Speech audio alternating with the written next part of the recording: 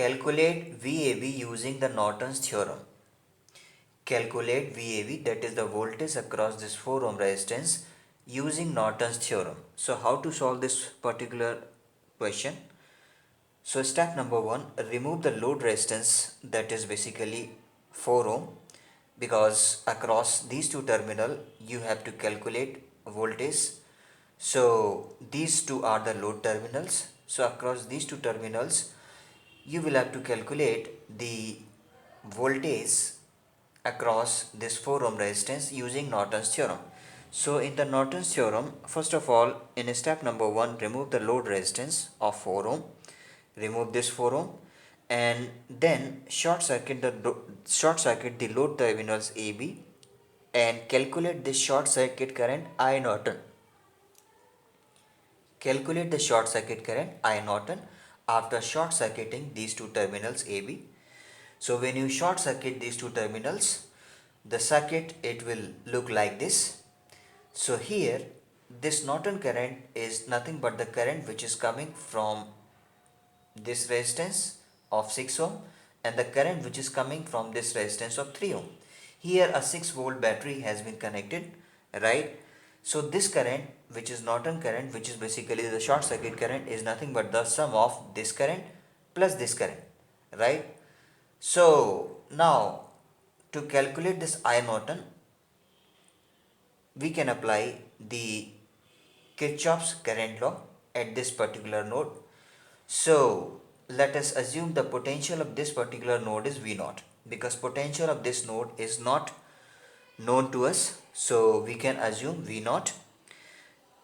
Potential of this node, this particular node, is 6 volt higher than the potential of this node, because this node is at the ground potential, that is 0 volt. So this point is equal to this point is equal to this point. So these 3 points are basically one and the same, or at ground potential, right? That is 0 volt. So with respect to ground, this 0 volt with respect to ground, potential of this node is 6 volt higher. So that means potential of this node is 6 volt.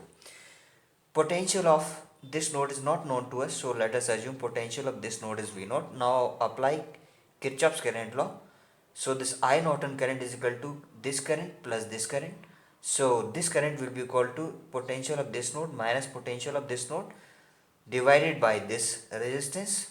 That means difference of these two potential divided by this resistance, right? So that is basically Ohm's law. So I is equal to V by R. So V1 minus V2 by R, that means I, this current I is equal to 6 volt minus V0, 6 volt minus V0 divided by this resistance 3 ohm, plus this current will be equal to 0 minus V0, 0 minus V0 by 6.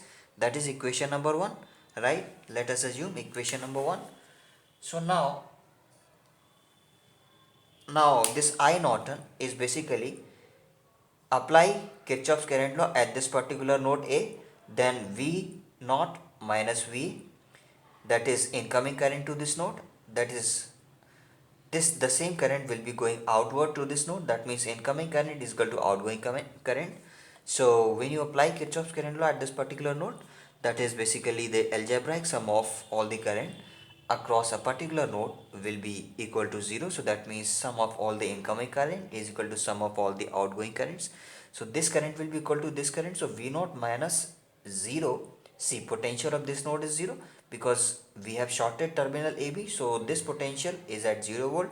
So the same will be the potential of this node A, because A and B are shorted. So this node is at 0 volt. So this node will also be 0 volt. That means V0 minus 0 by 2 will be equal to I Norton.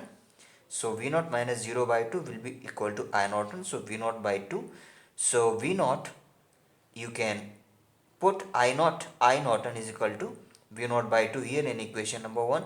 So V0 by 2 is equal to 6 minus V0 by 3 plus 0 minus V0 by 6. Now take LCM 6 and just solve this equation. So 3 V0 is equal to 12 minus 3 V0 is equal to 2 volt. So potential of this particular node comes out to be equal to 2 volts. Now in the third step, you calculate R Norton.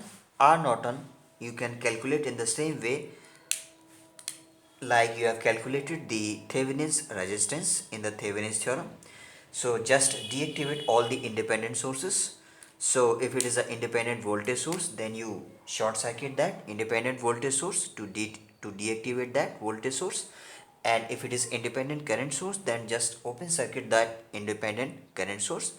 So that's a process of deactivating the independent sources, right? If there is any dependent source in the network, then this process you cannot apply because that is a dependent source. So we can only open circuit or short circuit only the independent sources. So here 6 volt is basically the independent voltage source, so we can short circuit. So these two terminals are being shorted here, right?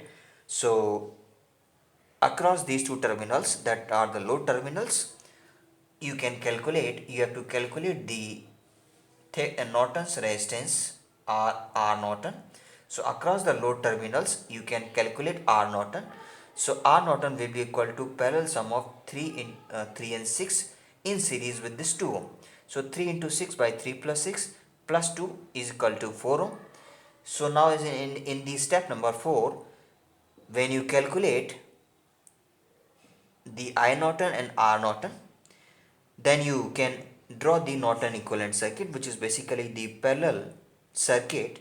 That means in Norton equivalent circuit, just draw I Norton, that is the current source, in parallel with this R Norton across the load terminals AB. So here I Norton that we have calculated, it was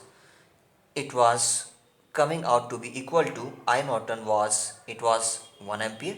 So just I Norton, put I Norton is equal to 1 ampere, and here R Norton that we have just now calculated, it is 4 ohm, right? 4 ohm. And reconnect the load terminal that you have removed in the step number 1. So when you reconnect this, the Norton equivalent circuit becomes this becomes the Norton equivalent circuit. Norton equivalent circuit is basically parallel circuit. So I Norton in parallel with R Norton in parallel with this load resistance RL, that is of 4 ohm.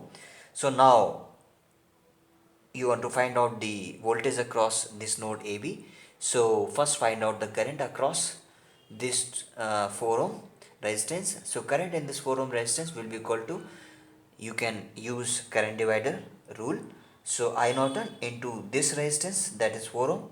So 1 into 4 ohm divided by sum of these two resistance, 4 ohm plus 4 ohm. So from here you can calculate the IAB, that is the current which is flowing in this 4 ohm resistance, that is basically 0.5 ampere. That is the current in this 4 ohm resistance using the current divider rule, right? Now just use V is equal to IR to calculate the voltage drop in this 4 ohm. So IAB into R, IAB is 0.5 ampere into 4 ohm is equal to 2 volt. So similarly, if you want to calculate the power loss in this 4 ohm resistance, so just do I square R, that is the power loss. So IEB square into R, that is 4 ohm. So 0.25, 5 square 0.25 into 4 is equal to 1 watt.